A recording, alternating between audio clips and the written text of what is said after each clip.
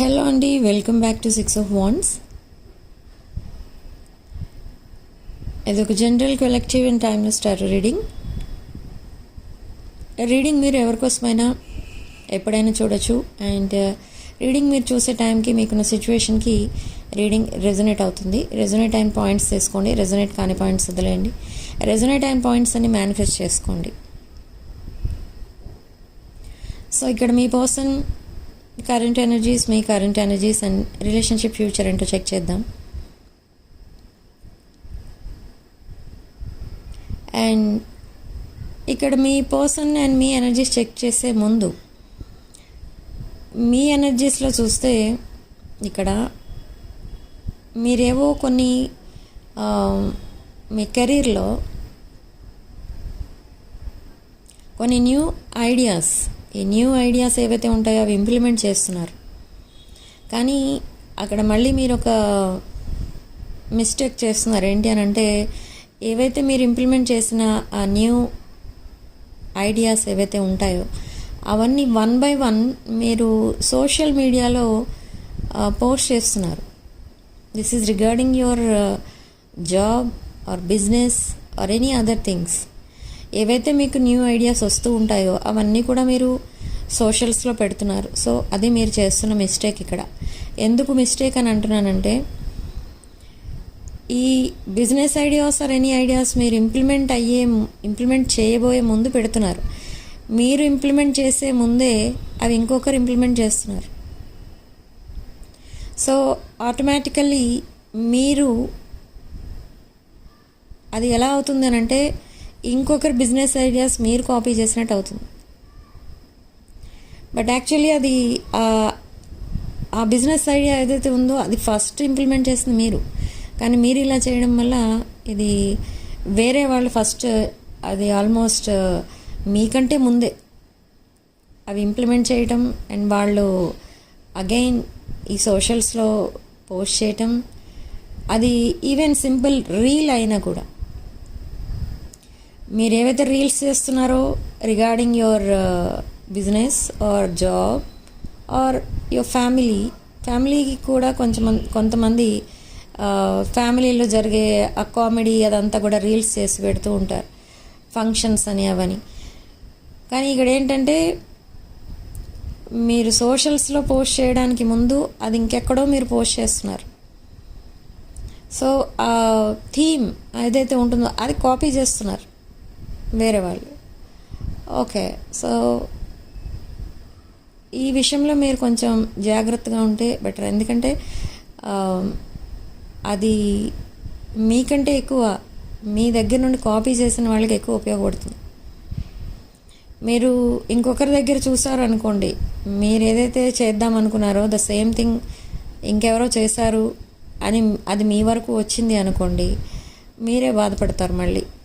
Okay, అది మీకు యూస్ఫుల్గా ఉండాలి కానీ వేరే వాళ్ళకి మీరు ఐడియాస్ ఇచ్చిన వాళ్ళు అవ్వకూడదు.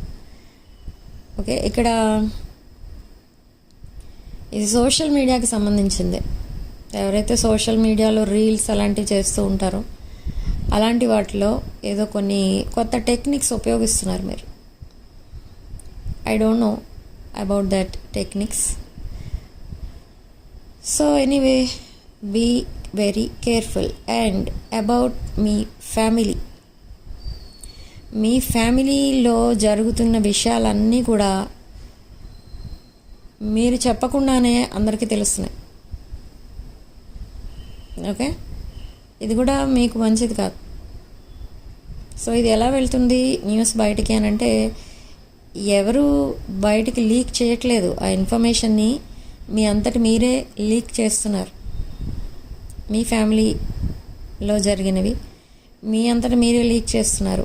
మీరు అనుకోకుండానే, మీరు కావాలని కాదు, అనుకోకుండా మీకు తెలియకుండానే జరుగుతున్నాయి. అవి ఎలా జరుగుతున్నాయంటే, మీ సరౌండింగ్స్లో ఎవరైతే ఉంటారో వాళ్ళు వింటున్నారు లేదా చూస్తున్నారు.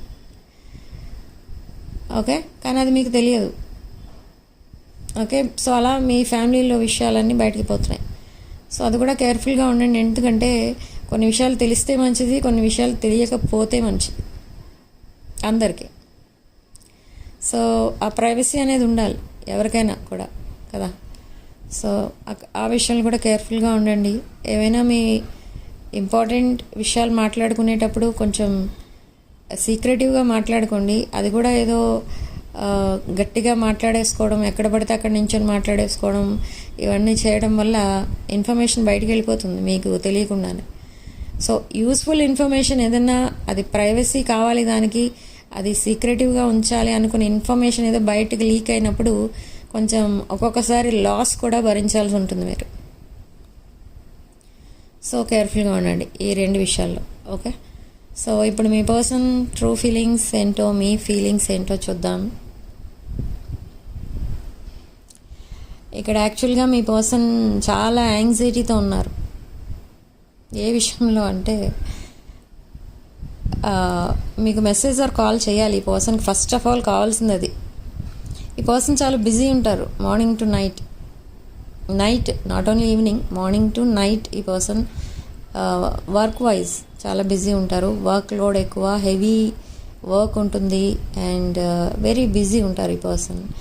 సో ఈ బిజీ స్కెడ్యూల్లో మీకు ఎలా మెసేజ్ చేయాలి, మీతో ఎలా మాట్లాడాలి అనేది ఈ పర్సన్కి చాలా అదొక డిఫికల్ట్ క్వశ్చన్ అన్నమాట. చాలా సఫర్ అవుతున్నారు. మీతో మాట్లాడదాం అనుకుంటున్నారు కానీ మాట్లాడలేకపోతున్నారు, టైం సరిపోవట్లేదు. హాలిడేస్లో మాట్లాడదామని ట్రై చేస్తారు కానీ మేబీ మీరు ఆ టైంలో బిజీ ఉండొచ్చు అనుకుని ఆ రోజు కూడా హాలిడేస్ కూడా స్కిప్ చేసేస్తూ ఉంటారు. బట్ ఈ పర్సన్ దగ్గర నుండి మీకు మెసేజ్ ఆర్ కాల్ వస్తుంది. కాల్ అయితే around morning 8 AM to 5 PM లోపు రావచ్చు. బట్ మెసేజెస్ వియర్డ్ టైమింగ్స్లో వస్తాయి. అవి ఎప్పుడు అంటే నైట్ 1 to 3 మధ్యలో వస్తాయి. 1 AM to 3 AM లోపల మెసేజెస్ వస్తాయి. ఆ టైంలో మీరు ఎలాగో చూడరు వాటిని అండ్ ఆ మెసేజెస్కి మీరు మేబీ ద నెక్స్ట్ డే మీరు రిప్లై ఇస్తారు. బట్ మీకేమనిపిస్తుందంటే ఈ టైంలో ఎందుకు మెసేజ్ చేస్తున్నారు అని అనిపిస్తుంది మీకు. The reason is this person is not getting enough time. So అందుకే ఈ పర్సన్ మీతో మాట్లాడాలని అండ్ ఈ రిలేషన్ని నెక్స్ట్ లెవెల్కి తీసుకెళ్లాలని చాలా ట్రై చేస్తున్నారు కానీ ఇద్దరు కూడా వెరీ బిజీ పీపుల్ ఇద్దరు కూడా. సో మీకు మాట్లాడటానికి టైం ఉండట్లేదు, మీ పర్సన్కి మాట్లాడటానికి టైం ఉండట్లేదు.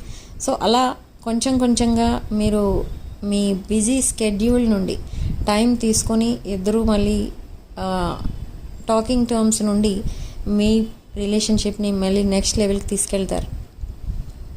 మీకు ఉంది ఆ యాంగ్జైటీ, మీ పర్సన్ ఎందుకు మీకు మెసేజ్ చేయడం లేదని మీరు వెయిట్ చేస్తున్నారు. బట్ ఇక్కడ ఏంటంటే జెమినాయ్ సీజన్ ఎప్పుడైతే స్టార్ట్ అవుతుందో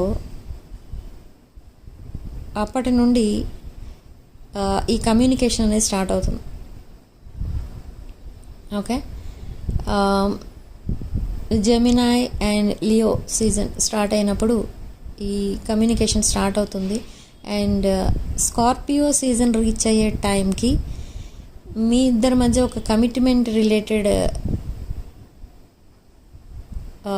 విషయాలు పైన మీరు డిస్కస్ చేసుకుంటారు. అంటే ఈ రిలేషన్షిప్ని ఒక కమిటెడ్ రిలేషన్షిప్గా చేంజ్ చేస్తే ఎలా ఉంటుంది అని మీరు ట్రై చేస్తారు. ఇద్దరు వెరీ బిజీ పీపుల్, ఇద్దరు కూడా వెల్ సెటిల్డ్ అండ్ ఇద్దరు both are on same page, both are singles here. That's great. Okay, so next అసలు మీ సిచ్యువేషన్ ఎలా ఉండబోతుంది in the coming week? In the coming weeks మీ ఇద్దరి మధ్య ఏవైతే మిస్అండర్స్టాండింగ్స్ ఉన్నాయో అవన్నీ క్లియర్ చేసుకుంటారు. హార్ట్ ఫెల్ట్ కాన్వర్సేషన్స్ జరుగుతాయి. మీ పర్సన్ అండ్ మీకు మధ్య ఉన్న రిలేషన్షిప్ని కొంచెం సీక్రెటివ్గా ఉంచుతారు ఇద్దరు కూడా. ఎందుకు అని అంటే ఇది రైట్ టైం కాదు మీకోసం చెప్పడానికి, మీ రిలేషన్షిప్ కోసం మీ ఫ్యామిలీస్కి చెప్పడానికి అని మీరిద్దరూ చాలా కేర్ఫుల్గా హ్యాండిల్ చేస్తారు ఈ సిచ్యువేషన్ని. Okay, but after that you will make it official.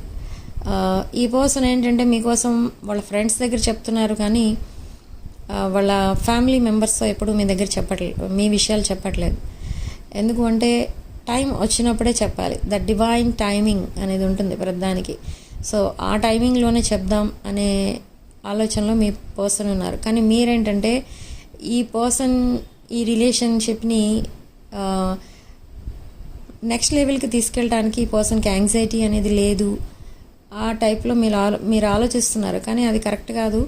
ఇది మీ పర్సన్ మీకంటే మిమ్మల్ని ఎక్కువ మిస్ అవుతున్నారు అండ్ మీకంటే ఎక్కువ మీ రిలేషన్షిప్కి వాల్యూ ఇస్తున్నారు. సో ఇక్కడ మీకు అర్థమైంది ఏంటంటే ఇది 100% వర్కౌట్ అవుతుంది ఈ రిలేషన్షిప్. ఓకే, సో దీనిలో అయితే no doubt. And for some of you it's a soul mate connection. Okay, and కొంతమంది ఇక్కడ జాబ్ కోసం వెయిట్ చేస్తున్నారు, కొంతమంది బిజినెస్ కోసం వెయిట్ చేస్తున్నారు.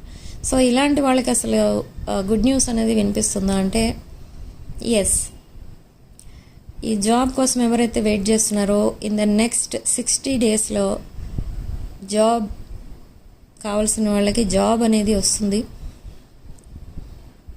అండ్ ప్రమోషన్స్ వాటి కోసం కూడా వెయిట్ చేస్తూ ఉంటారు, వాళ్ళకి కూడా ఈ గుడ్ న్యూస్ అనేది వినిపిస్తుంది. అండ్ పిల్లలు కోసం కూడా వెయిట్ చేస్తూ ఉంటారు.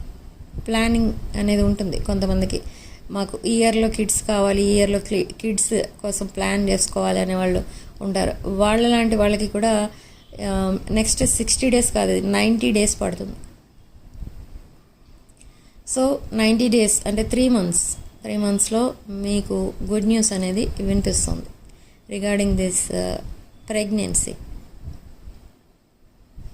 ఓకే, సో ఇక్కడ మీ లైఫ్లో ఆర్ మీ పర్సనల్ లైఫ్లో ఏవైతే ప్రాబ్లమ్స్ ఉన్నాయో ఈ ప్రాబ్లమ్స్ అన్నీ కూడా విదిన్ 2 months 1 by 1 అన్నీ సాల్వ్ అయిపోతూ వస్తాయి. అయితే ప్రాబ్లమ్స్ అయితే సాల్వ్ అవుతాయి, కానీ మెయిన్ థింగ్ మీ రిలేషన్షిప్ ఎప్పుడు ఒక కమిటెడ్ రిలేషన్షిప్గా ఆర్ డీప్ బాండింగ్గా ఎప్పుడు చేంజ్ అవుతుందని ఇద్దరూ చాలా యాంగ్జైటీతో ఉన్నారు.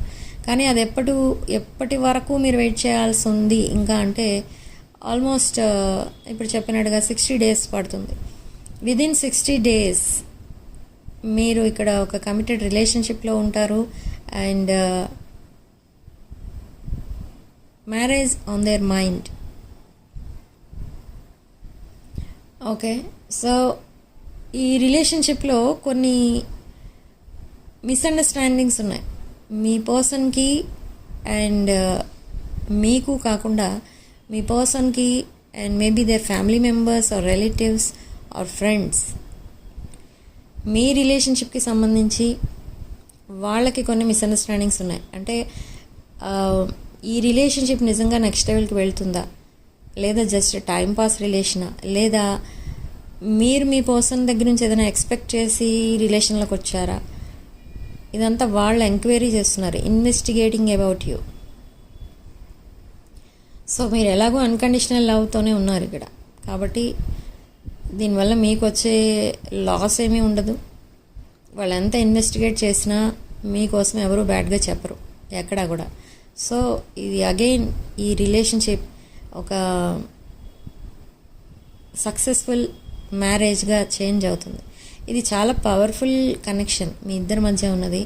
ఇది ఒక డీప్ బాండింగ్గా చేంజ్ అవ్వడానికి ఎన్నో రోజులు పట్టదు, ఎందుకంటే ఇద్దరు చాలా ఒక డివైన్ ఎనర్జీస్లో కనిపిస్తున్నారు. Divine masculine, divine feminine energies ఎక్కువ కనిపిస్తున్నాయి ఇక్కడ. Okay, but there is one feminine energy, one feminine energy కొంచెం మీ రిలేషన్షిప్కి ఓకే చెప్పరు, అంటే యాక్సెప్ట్ చెయ్యరు మీ రిలేషన్షిప్ని. సమ్ ఫీమేల్ ఎనర్జీ, బట్ అది కూడా ఎంతో కాలం ఉండదు. అంటే అరౌండ్ ఇది ఈ ఇన్ కేస్ 2 monthsలో మీకు మ్యారేజ్ అయిపోయింది అనుకుందాం. మీ రిలేషన్షిప్కి ఎవరైతే శత్రువులు ఉంటారో ఆర్ మీ రిలేషన్షిప్ని యాక్సెప్ట్ చేయలేని వాళ్ళు ఉంటారో వీళ్ళందరూ కూడా మీకు ఫేవరబుల్గా చేంజ్ అయిపోతారు after these 2 months after marriage. Okay, అంటే ఒకవేళ 2 months తర్వాత మీకు మ్యారేజ్ కనుక అయితే మ్యారేజ్ అయిన 2 monthsకి వీళ్ళందరూ కూడా మీకు ఫేవరబుల్గా చేంజ్ అవుతారు. Okay, that is only female energy గనక మీకు ఎగ్నెస్ట్గా ఉంటే. I don't know about masculine energy, ఇక్కడ రావట్లేదు అది. ఓకే, సో ఆ డౌట్ కనుక ఉంటే మీకు మీరు పర్సనల్ రీడింగ్ తీసుకోవాలి. ఓకే, సో ఈ పాజిటివ్ ఎనర్జీని క్లెయిమ్ చేసుకోవడానికి మీరు in the comment section type 1010 and claim this positive energy. Okay, and personal readings, reunion remedies, rituals, gem stones, crystals ఇలాంటివి ఏం కావాలన్నా కూడా నా వాట్సాప్ నెంబర్ టైటిల్ దగ్గర ఉంటుంది అండ్ డిస్క్రిప్షన్ బాక్స్లో ఉంటుంది. ఆ నెంబర్కి కాల్ ఆర్ మెసేజ్ చేసి మీరు readings and other spiritual services book చేసుకోవచ్చు. Okay, thank you for watching. Sending love and light.